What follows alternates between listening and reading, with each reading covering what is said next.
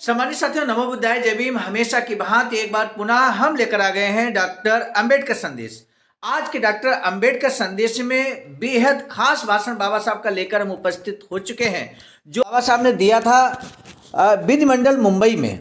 और खासकर जो बजट जारी किया मुंबई सरकार ने, जो कि वहाँ पे कांग्रेस की गवर्नमेंट थी, और उसने जब बजट जारी किया तो उस बजट में क्या प्रावधान किए गए, बाबा साहब का लगभग 1.25 घंटे का भाषण हम बहुत ही संक्षिप्त रूप में आपके समक्ष प्रस्तुत करेंगे।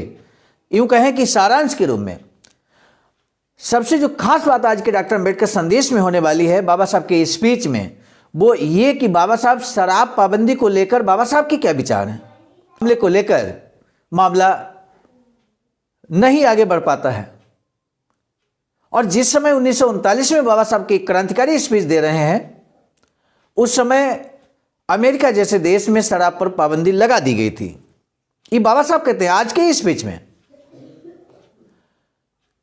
अमेरिका को देखकर भारत में, खासकर महाराष्ट्र की बात यहां पे हो रही है, शराब पर पाबंदी लगाए जाने का बजट में क्या प्रावधान किया गया और उसको लेकर बाबा साहब की क्या प्रतिक्रिया है, ये जानना बेहद जरूरी है।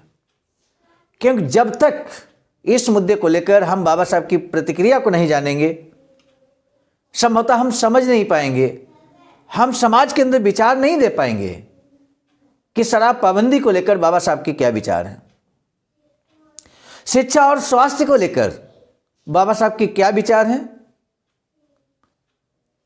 ये जो कंप्लीट स्पीच बाबा साहब का है वो मुंबई विधिमंडल में दिया गया बजट सत्र में, बजट प्रस्तुत होने के बाद। और आप ये भी महसूस करेंगे यहां पर बाबा साहब के स्पीच को सुनकर, जानकर, यदि आप राजनीति से जुड़े व्यक्ति हैं तो आप ये महसूस करेंगे कि किस तरह की तैयारी के साथ हमें विधिमंडल में, विधानसभा में, लोकसभा में, राज्यसभा में, जहां भी आपको स्पीच देना है, ऐसे लोकतांत्रिक जगह पर, तो कितनी तैयारी आपकी होनी चाहिए। आज आप देखेंगे कि बाबा साहब किन आंकड़ों के साथ यहां पर अपना स्पीच रख रहे हैं। निश्चित रूप से आपको आश्चर्य भी होगा और सीखने का भी बेहतरीन अवसर मिलने वाला है। इसलिए आपसे निवेदन है कि इस वीडियो को अंत तक वॉच कीजिएगा। एक बार हम उन सभी साथियों का धन्यवाद ज्ञापित करते हैं जो लगातार डॉक्टर अंबेडकर संदेश को नियमित वॉच कर रहे हैं, क्योंकि जो नियमित वॉच कर रहे हैं वो सही मायने में, सच्चे मायने में बाबा साहब के सच्चे अनुयायी हैं। इसलिए हम धन्यवाद ज्ञापित करते हैं। अब बिना विलंब के हम शुरू करेंगे आज का डॉक्टर अंबेडकर संदेश, लेकिन एक निवेदन के साथ कि अगर आपने अभी तक हमारे इस चैनल को सब्सक्राइब नहीं किया है तो प्लीज अब जरूर कर लीजिए। आप अपने आप से पूछें, क्या वास्तव में सही मायने में आपने हमारे इस चैनल को, आवाज का ऑफिशियल यूट्यूब चैनल को सब्सक्राइब कर लिया है?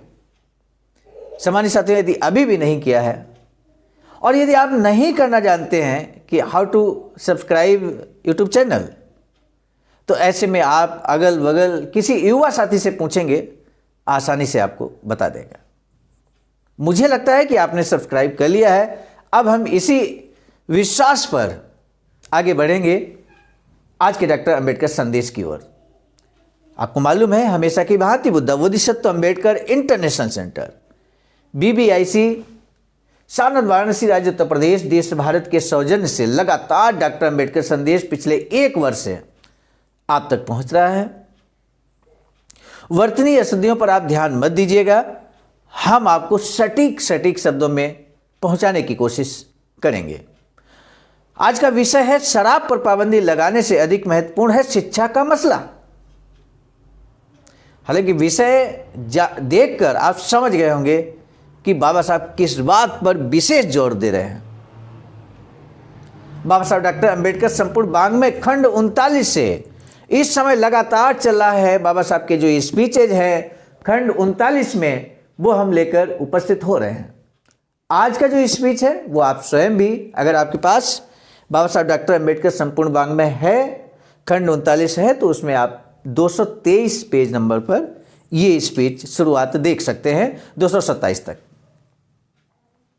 मंगलवार दिनांक 21 फरवरी 1939 को मुंबई प्रांतीय असेंबली के बजट पर चर्चा करने के लिए स्वतंत्र लेबर पार्टी के नेता बाबा साहब डॉक्टर भीमराव अंबेडकर भाषण करने वाले हैं। इसका पता चलते ही दर्शक गैलरी में बहुत भीड़ हुई थी। स्वतंत्र लेबर पार्टी के मुख्य कार्यकर्ता भी यहाँ मौजूद थे। सवाल जवाब और उसके बाद श्री बांद्रेकर का पहले दिन का बजट के बारे में बचा हुआ भाषण पूरा हुआ और उसके बाद तालियों की गड़गड़ाहट के बीच बाबा साहब डॉक्टर भीमराव अंबेडकर बोलने के लिए उठ खड़े हुए। अपने भाषण की शुरुआत में उन्होंने बताया कि आज का बजट कांग्रेस सरकार का तीसरा बजट होने के बावजूद मेरी राय में वह पहला ही है। सामान्य साथी 1937 में पहली बार चुनाव हुआ। 1935 भारत सरकार अधिनियम 1935 के बाद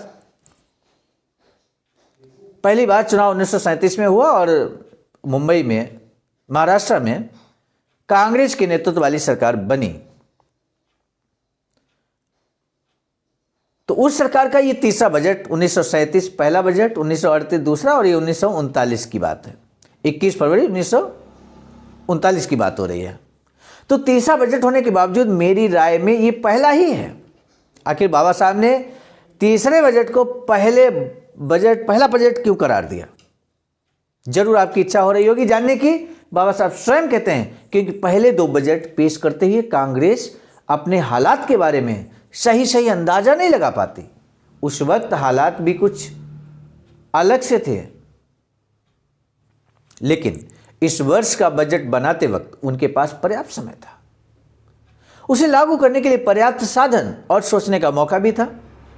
इन सभी बातों के बारे में सोचते हुए लगता है कि आज का बजट ही पहला बजट। इस प्रकार बजट के बारे में भूमिका बांधने के बाद वह बजट के बारे में बोलना शुरू किया। बाबा साहब ने यह भूमिका थी। उन्होंने स्पष्ट रूप से कहा कि बजट जमा पूंजी के नजरिए से गैर जिम्मेदार और खर्च के हिसाब से नादानी भरा है। कांग्रेस के द्वारा यह जो तीसरा बजट जारी किया गया, इसे गैर जिम्मेदार बाबा साहब ने क्यों कहा? नादानी भरा क्यों कहा? तथ्यों को जानेंगे तो आप भी बिलीव करेंगे, विश्वास करेंगे। उसके बाद बजट के एक एक बिंदु पर चर्चा करने लगे। पहले उन्होंने बजट में जिन पर कांग्रेस सरकार ने कर लगाया था उनका अपने भाषण में इस प्रकार विभाजन किया। पहला बिंदु, कोर्ट फीस और स्टैंप ड्यूटी पर लगने वाला कर। दूसरा, बिजली पर लगने वाला कर में बढ़ोतरी। शहर के मकानों पर लगने वाले टैक्स में वृद्धि। अचल संपत्ति की लीज पर टैक्स और मुंबई और अहमदाबाद की अचल संपत्ति के किराए में सैकड़ा यानी कि 10% की बढ़ोतरी की गई और बिक्री कर लगाया गया। इस मुद्दे पर भाषण करते हुए उन्होंने कहा कि सरकार ने कोर्ट फीस और स्टैंप जो ड्यूटी जोड़ने के लिए जिस प्रकार कर लगाने की योजना बनाई है, उसे देखकर पिछले विधिमंडल का इतिहास मेरी आंखों के सामने आता है। उस वक्त आज कर की जो योजना है बनाने वाले कांग्रेस ही इसके खिलाफ थे। उस वक्त की उनकी नीति देखें तो प्रतिपक्ष पर हमला करने के लिए ही उन्होंने अपनी शक्ति का प्रयोग किया। कहूं तो वह अतियुक्ति नहीं होगी। ये स्पीच सीधे विधिमंडल में बाबा साहब दे रहे हैं। सामान्य साथियों, आप महसूस कीजिए इस बात को।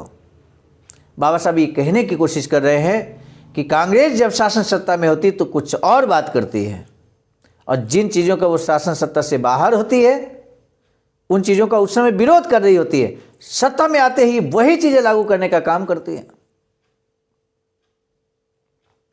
वर्तमान में भी आप विचार कर सकते हैं। आज भारत देश के अंदर आधार कार्ड की अनिवार्यता है। नरेगा पूरे देश में लागू है और वर्तमान में जो गवर्नमेंट है, जब वो शासन सत्ता में नहीं थी उस समय कोई उनके स्टेटमेंट, कथन, विचार भी आप याद कर सकते हैं। तो आप निश्चित रूप से लिंक कर पाएंगे बाबा साहब के आज के स्पीच और इस तरह की परिस्थितियों में जो वर्तमान परिस्थितियां हैं उनको भी आपको लिंक करने की कोशिश करनी चाहिए और समझना चाहिए कि आपका सम्मान कहां पर है। यदि आप अपना सम्मान चाहते हैं तो बाबा साहब बार बार इस बात को कहते हैं कि स्वतंत्र लेबर पार्टी को आप शासन सत्ता में स्थापित कीजिए। उस समय बाबा साहब के द्वारा बनाई गई स्वतंत्र लेबर पार्टी थी, आज नहीं है। मेरे सामान्य साथियों, आज नहीं है बाबा साहब की वो राजनीतिक पार्टी। लेकिन आप महसूस कीजिए, भारत में ऐसा नहीं है कि बाबा साहब के पद चिन्हों पर चलने वाली राजनीतिक पार्टी नहीं है। मानवर कांशीराम साहब ने बाबा साहब के पद चिन्हों पर पूरा जीवन अपना बिताया है। उस आंदोलन को, बाबा साहब के द्वारा बढ़ाए गए आंदोलन को और आगे ले जाने का कार्य मानवर कांशीराम साहब ने किया है। इसलिए निश्चित रूप से वर्तमान परिस्थितियों में हमें इन सारे बिंदुओं को लेकर, हम सभी बुद्धिजीवी हैं, इसमें कोई दो राय नहीं है, और ऐसे में इशारा ही तो काफी होता है। बाबा साहब आगे कहते हैं कि और अब हाथ में सत्ता आते ही पहले जो बातें बुरी लगती थी वही जनता का हित करने के लिए तैयार उन्हें अब अच्छी लग रही हैं। मेरी राय में बिजली पर लगने वाला कर अनिष्ट है, ये मेरी ईमानदार राय है। इस कर के कारण जनता का आर्थिक नुकसान तो होगा ही, साथ ही उनके सेहत के मोर्चे पर भी ये कर गरीबों के लिए नुकसानदेह साबित होने वाला है। अतिरिक्त खर्च की चिंता में लोग मिट्टी के तेल के दिए इस्तेमाल करने लगेंगे। बिजली पर जो कर बढ़ाया गया है, टैक्स लगाया गया है, उससे लोग बिजली नहीं जलाएंगे, मिट्टी के तेल जलाएंगे, मिट्टी के तेल के दिए जलाएंगे, और इसके इस्तेमाल से इंसान के स्वास्थ्य पर अनिष्ट असर होता है। ये बात कांग्रेस को पता नहीं है? ऐसी बात नहीं है। तत्वों के ख्याल से भी इस सरकार को ऐसी योजना बनानी चाहिए ताकि बिजली पर कर न लगाना पड़े। पहले 12 यूनिट से कम बिजली इस्तेमाल करने वालों पर यह नया कर लागू नहीं था, लेकिन अब के बजट में उस पर भी कर लगाया गया है। गरीबों और मध्यम वर्ग पर कर का बोझ लादा गया, लेकिन सिनेमा नाटक गृहों पर नहीं लगाया गया। बहुत बड़ी बात बाबा साहब कहते हैं, यानी कि जो पूंजीपति लोग हैं उन पर टैक्स नहीं लगाया गया, गरीबों पर लगाया गया। कर बढ़ाने के चक्र से उन्हें मुक्ति दी गई है। बाबा साहब कहते हैं जो कौम अपना इतिहास नहीं जानती वो अपने भविष्य का निर्माण नहीं कर सकती। इतिहास की नींव पर ही भविष्य, उज्जवल भविष्य होता है। इसलिए इतिहास जानने के लिए डॉक्टर अंबेडकर संदेश सुनना बेहद जरूरी है। बाबा साहब कहते हैं कि सिनेमा और नाटकों पर कर लगता तो गरीब जनता की जगह वो विलासिता के साधनों पर लगता। सोचने पर पता चलता है कि ये सरकार गरीबों पर इस प्रकार भारी भरकम कर लगाने के लिए हमेशा तैयार रहती है। शहर की अचल संपत्ति पर कर लगाया गया है। कांग्रेस सरकार को ये नया कर लगाने की जरूरत क्यों महसूस हुई? सभी अंगों से सोचने पर पता लगता है कि मुंबई के उपनगर और अहमदाबाद की अचल संपत्ति पर लगाए जाने वाला कर हर तरह से आक्षेपाई है। ये कर लगाकर सरकार ने स्थानीय संस्थाओं को मुश्किल में डाल दिया है, उनकी आय पर गैर जिम्मेदाराना अंदाज में हमला किया है। सरकार की नीति स्थानीय स्वराज संस्थाओं की उन्नति पर रोक लगाने वाली है। मुंबई के किराएदार पिछले कई दिनों से घर का किराया कम कराने के लिए आंदोलन कर रहे हैं। ऐसे में सरकार द्वारा मकान मालिकों पर यह नया कर लादा जा रहा है, इसलिए भी किराएदार निराश है। मकान मालिकों पर अगर आप टैक्स लगाएंगे तो वो किराया बढ़ाएंगे कि घटाएंगे? सोचिए। मकान मालिकों को आजकल 18.5% कर महापालिका को देना पड़ता है। अगर जगह लीज पर ली गई हो तो उसका अलग से किराया सरकार को देना पड़ता है। इसी प्रकार किराए की आमदनी से हिंदुस्तान सरकार को आयकर देना पड़ता है, और इन सभी को मोटे तौर पर गिना जाए तो वह आय की 50% तक जाती है। ऐसे हाल में मकानों में रहने वालों और 10% बिजली कर लादना मूर्खतापूर्ण है। म्यूनिसिपैलिटी को हम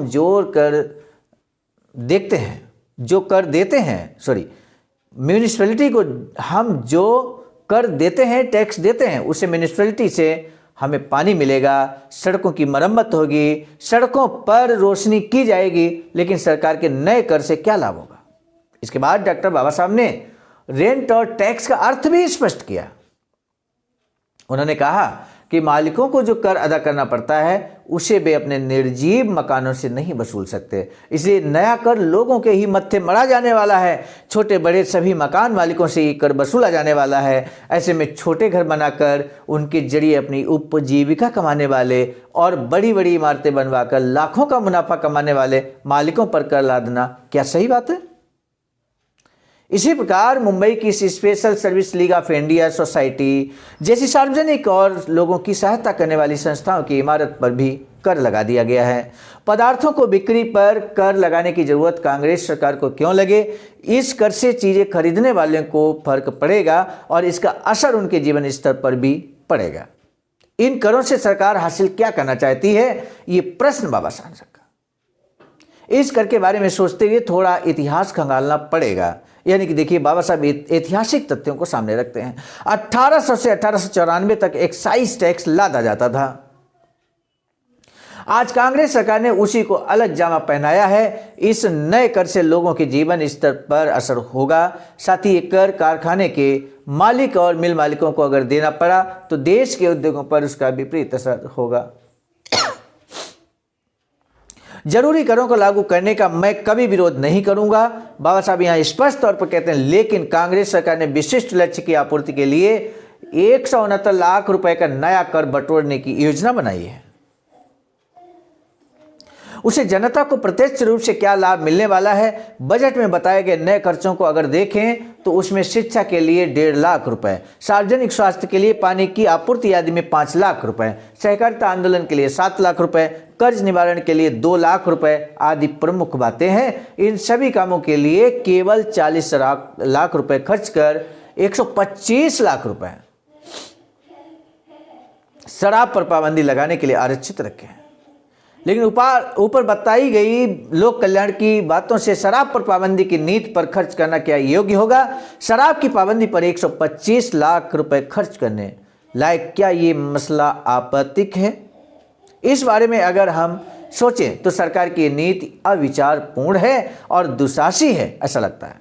शराब पर पाबंदी लगाने की बात का महत्व हमारे प्रांत में बढ़ा चढ़ाकर आंका जा रहा है और ये नीति कितनी हास्यास्पद है, इसका प्रत्यक्ष यकीन कराने के लिए नॉर्वे आदि देशों की संख्या और बढ़ा देशी शराब से होने वाली आमदनी के आंकड़ों देकर मुंबई इलाके में शराब पर लगाने वाला मसला आपत्तिक नहीं है, ये साबित कर दिखाया। उन्होंने कहा कि इस प्रकार अपने प्रांत में विदेशी शराब की खपत का अनुपात देखो तो प्रति व्यक्ति 3 ड्रम होगा और पूरे इलाके में शराब पीने वालों को गिने तो करीब 10 लाख लोग शराब पीते हैं। इसका पता चलेगा। हमारे देश की महिलाएं शराब नहीं पीती। इतना ही नहीं, मजे की बात क्या है, मजे की बात यह है कि मजे हुए पियक्कड़ को भी अपनी पत्नी का शराब पीना रास नहीं आएगा। अमेरिका में शराब पर पाबंदी लगाए जाने का उदाहरण देकर हमारी सरकार यहाँ मसला हल करना चाहती है, लेकिन वहाँ शराब पर पाबंदी लगाए जाने से पूर्व का हाल क्या है हमारी सरकार ने देखा है क्या। उस दौरान अमेरिका में शराब की खपत इतनी थी कि शराब बेशुमार पीने के कारण कई लोगों की मौत हो चुकी थी। लेकिन क्या वैसे भयानक हालात हमारे प्रांत में दिखाई देते हैं? तो फिर सरकार को शराब पर पाबंदी लगाने का मसला इतना गंभीर क्यों लगता है? इससे महत्वपूर्ण मसला है शिक्षा का। आज सबसे पहले इसी मसले पर ध्यान दिया जाना चाहिए। हमारे इलाके में साक्षरता का अनुपात कितना कम है ये आगे दिए जा रहे आंकड़ों से पता चलेगा। यहाँ पुरुषों में 12.3% और महिलाओं में केवल 2.4%। ये साक्षरता की दर है सम्मानित साथियों। 1939 में पुरुषों की साक्षरता 12.3%, महिलाओं में केवल 2.4%। 1939 में साफ साफ बताना हो तो 86% पुरुष और 98% महिलाएं हमारे देश में निरक्षर हैं, अनपढ़ हैं। इस बात की चिंता कांग्रेस को नहीं है। कांग्रेस सरकार ने प्रौढ़ शिक्षा और पुरुषों की शिक्षा के बारे में सोचने के लिए एक कमेटी का गठन किया था। उस कमेटी ने इस संदर्भ में अपनी रिपोर्ट भी पेश की है, लेकिन इस बजट में उसका कोई प्रबंध नहीं किया गया। कांग्रेस सरकार अगर शराब पर पाबंदी लगाने के लिए 169 लाख रुपए झोंकने के बजाय शिक्षा पर इस रकम का उपयोग करें तो ये बहुत बड़ा काम होगा। प्राथमिक, माध्यमिक और इंटर कॉलेज में पढ़ने वाले, डिग्री कॉलेज में पढ़ने वाले छात्रों के आंकड़े देकर उन्होंने बताया कि किस प्रकार शिक्षा का सवाल हल करना महत्वपूर्ण और आपत्तिक है। उन्होंने कहा कि इस प्रांत के शहरों में 184 प्राथमिक विद्यालय, विभिन्न गांवों में केवल 8,599 विद्यालय हैं, 12,885 गांव में कोई स्कूल नहीं है। इलाके में अगर प्राथमिक शिक्षा को अगर मुफ्त कर दिया जाए तो 1,30,00,000 रुपयों का खर्चा आएगा। शराब पर पाबंदी लगाने के लिए खर्च की जाने वाली रकम इस काम के लिए काफ़ी है। फिर सरकार शराब प्रतिबंधित करने के बजाय इस रकम को शिक्षा पर क्यों नहीं व्यय करती? इस सरकार को क्या शिक्षा की योजना पर खर्च करना ठीक नहीं लगता? यहाँ मैं सांसद फडणवीस से इस बारे में सीधे सवाल पूछना चाहता हूँ। शिक्षा की जगह, शिक्षा की ही तरह सार्वजनिक स्वास्थ्य का मसला भी महत्वपूर्ण है। आज सरकार सार्वजनिक स्वास्थ्य सुरक्षा पर जो रकम खर्च करती है वह इतनी कम और अपर्याप्त है कि गांव में लोगों का जीवन पीने के पानी के बगैर कष्टपूर्ण और दुखी हुआ है। गांव के अपने गरीब भाइयों का जीवन सुखी हो, इसलिए शहर के लोगों पर कर चढ़ाकर इकट्ठा की गई रकम का उपयोग शराब पर पाबंदी के बजाय गांव के लोगों की स्वास्थ्य रक्षा के लिए क्यों नहीं किया जाता? इस प्रांत के भू राजस्व से मिलने वाली आय 3,18,63,000 रुपये है। पिछले वर्ष कांग्रेस सरकार ने भू राजस्व में 8 लाख रुपये की छूट दी थी और इस वर्ष 40 लाख रुपयों की छूट देने का विचार है। अन्य कर लगाकर सरकार अगर पूरा जीवन राजस्व निरस्त कर दे तो हम बजट का विरोध खुशी खुशी त्याग देंगे। इस देश के मद्रास, बिहार, उड़ीसा और आदि प्रांतों का क्षेत्रफल देखें तो मुंबई प्रांत छोटा है। हमारे प्रांत की जमीन हर तरह जोताई में लगी हुई है। ऐसे में खेती के बजाय उद्योगों में बढ़ोतरी होना आवश्यक है। बाबा साहब यहाँ पर उद्योग लगाना चाहते थे, औद्योगिकरण करना चाहते थे। ये बाबा साहब की राय है। चरखे जैसे मसले को महत्व देना सही नहीं है। बाजार की प्रतिस्पर्धा में अपनी जमीन पर न बना पाने वाली खादी ग्रामोद्योग का मसला आसानी से हल नहीं कर सकती। इन सभी बातों पर सूक्ष्मता से गौर करने के बाद मैं कहूँगा कि इस देश में औद्योगिकरण का विरोध करने वाले लोग सतही तौर पर भले मित्र हों, लेकिन असल में वो शत्रु ही हैं। साथ ही सरकार का ये बजट बनाना यानी मन ही मन गणपति की मूर्ति बनाने वाले कुम्हार के हाथों आखिर बंदर की मूर्ति बनी है, ऐसा दृश्य दिखाई देगा। तालियां होती हैं यहाँ पर। यहाँ बाबा साहब डॉक्टर भीमराव अंबेडकर ने करीब 1.25 घंटे तक भाषण दिया। सम्मानित साथियों, आज का महत्वपूर्ण प्रश्न है 1939 में पुरुषों की साक्षरता दर कितनी थी और महिलाओं की साक्षरता दर कितनी थी? यही प्रश्न है आपसे और इसी प्रश्न का आप सभी जवाब दे पाएंगे निश्चित रूप से। आज का डॉक्टर अम्बेडकर संदेश हम समाप्त करने से पहले बता दें, बाबा साहब की एक अधूरी इच्छा वैचारिकी सेंटर बनाने की है, जहां पूरे देश के बुद्धिजीवी लोग एकत्र हों। ऐसा ही वैचारिकी सेंटर निर्माणाधीन है सारनाथ, वाराणसी, राज्य उत्तर प्रदेश में। आज का डॉक्टर अम्बेडकर संदेश समाप्त करने से पहले हम आपको बता दें, आज का डॉक्टर अम्बेडकर संदेश लेकर आए थे हम मिशन नायक बुद्ध मित्र मुसाफिर सर, राष्ट्रीय महासचिव आंबेडकर नई दिल्ली की प्रेरणा में, और साथ ही साथ संकलन कर्ता में परम आदरणीय विजय कुमार बौद्ध जी, प्रांतीय कोषाध्यक्ष आंबेडकर बिहार, और प्रस्तुत कर्ता में मैं स्वयं सर्वजीत आर्य, राष्ट्रीय कोषाध्यक्ष आंबेडकर नई दिल्ली। पुनः मिलेंगे नए डॉक्टर अम्बेडकर संदेश में। तब तक के लिए आप सभी को सादर नमो बुद्धाय, जय भीम।